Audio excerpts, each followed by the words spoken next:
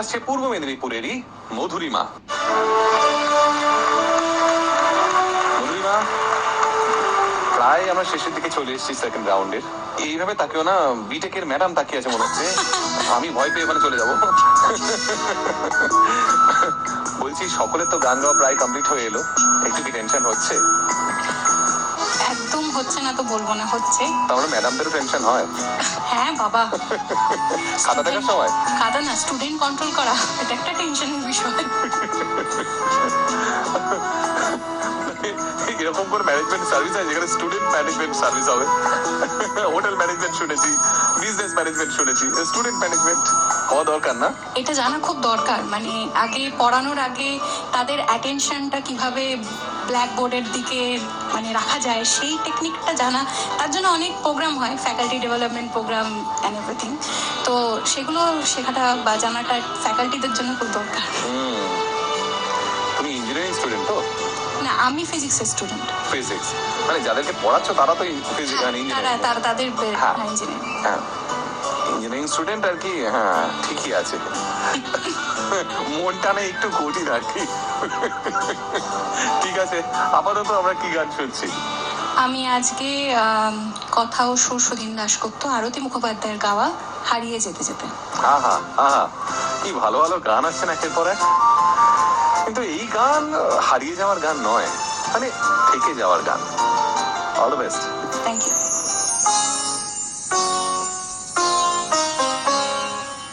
হারিয়ে যেতে যেতে অজানা সংকেত ছাড়িয়ে গেছে সেই পথ, কখনো মেঘে ঢাকা, কখনো আলো মাখা, ভুলেছে ভবিষ্যৎ। হারিয়ে যেতে যেতে অজানা সংকেত ছাড়িয়ে গেছে সেই পথ, কখনো মেঘে ঢাকা, কখনো আলো মাখা, ভুলেছে ভবিষ্যৎ।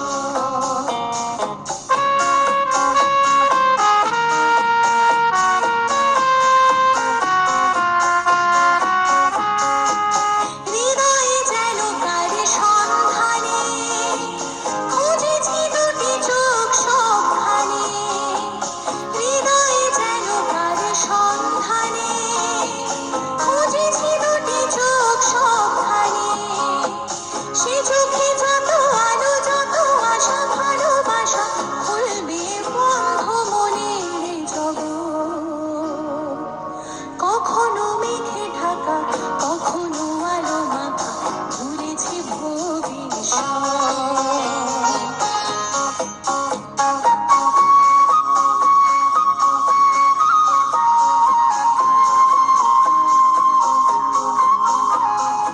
অন্ধকারে তাকিয়ে চাইছে না, শূন্য হাতে সে আসবে না। অন্ধকারে তাকিয়ে চাইছে না, শূন্য হাতে সে আসবে না।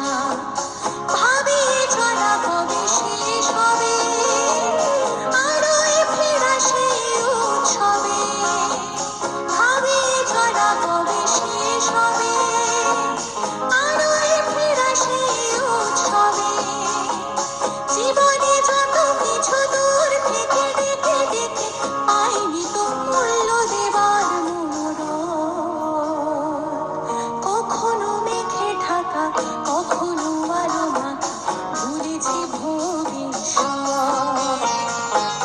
হারিয়ে যেতে যেতে অজানা সংকেত ছাড়িয়ে গেছি সেই পথ, কখনো মেঘে ঢাকা, কখনো আলো মাখা, ভুলেছি ভবিষ্যৎ।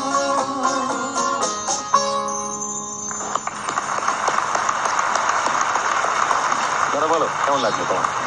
একদম চুপ হয়ে গেছি আমি, মানে এত দায়িত্বপূর্ণ একটা কাজে থেকে এরকম গান যে গাওয়া যায়, এটা একটা উদাহরণ সৃষ্টি করলেন উনি। যারা যারা গান বাজনা শেখে অনেকেই লেখাপড়ার দোহাই দেয়, কেউ কেউ বলে যে সময়ই পাই না।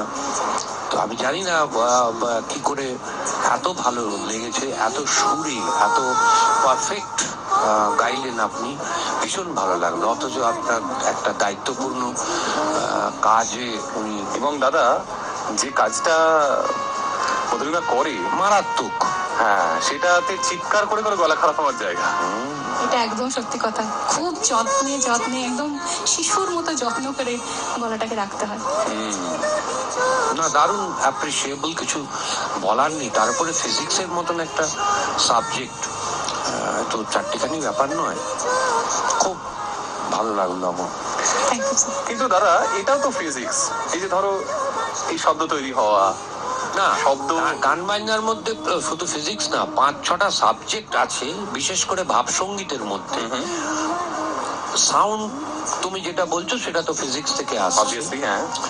প্রত্যেক গানের একটা প্রেক্ষাপট আছে যেটা হিস্ট্রিকে রিলেট করে। ওকে, হলো, মিলে গেল। আচ্ছা, সুর যে তুমি শুনছো, তুমি খালি ভাবছো রাগ রাগিনী, নয়, ওগুলো কিন্তু কোনো না কোনো জায়গার থেকে ফোক থেকে রাগ রাগিনী হয়েছে। ওকে, ফলে ভূগোল জড়িয়ে আছে, কোনো না কোনো জায়গা জড়িয়ে আছে, হলো, তিনটে হলো। সাহিত্য জড়িয়ে আছে। কারণ যত আধার ভালো হবে, কবিতা সাহিত্যের সঙ্গে যোগ থাকবে, লিটারেচার, তত ভালো সে বুঝবে, লিরিকটাকে বলতে পারবে। ঠিক ঠিক ঠিক, বুঝতে পেরেছো? চারটে হলো। এইবার ফাইনাল যেটা, সেটাই হচ্ছে কেমিস্ট্রি, যে তোমার গান শ্রোতাদের সঙ্গে মিশলো কিনা বা টাচ করলো কিনা, সেটা কেমিস্ট্রি। এই এতগুলো সাবজেক্ট। দাদা অঙ্কটাকে তুমি ভুলে গেলে, তালের জায়গাটা। প্রথমেই বললাম তাল তো আছেই। হ্যাঁ, তাল না, তো ফিজিক্স ছিল, অবশ্যই আছে। তালের জায়গাটা তো অঙ্ক হয়ে গেল, হ্যাঁ। তাহলে 6টা সাবজেক্ট হয়ে গেল। হ্যাঁ, অবশ্যই, সে তো আছেই। তো অ্যাকচুয়ালি যারা গান বাজনা শেখে তারা বুঝতে পারে না যে এতগুলো সাবজেক্ট এর সঙ্গে জড়িত। তো তারা যদি একটু লেখাপড়াটাকে এই গান বাজনার সঙ্গে কোনোভাবে রিলেট করতে পারে, তাহলে তাদের খুব সুবিধা হবে। তুমি এসো বরং।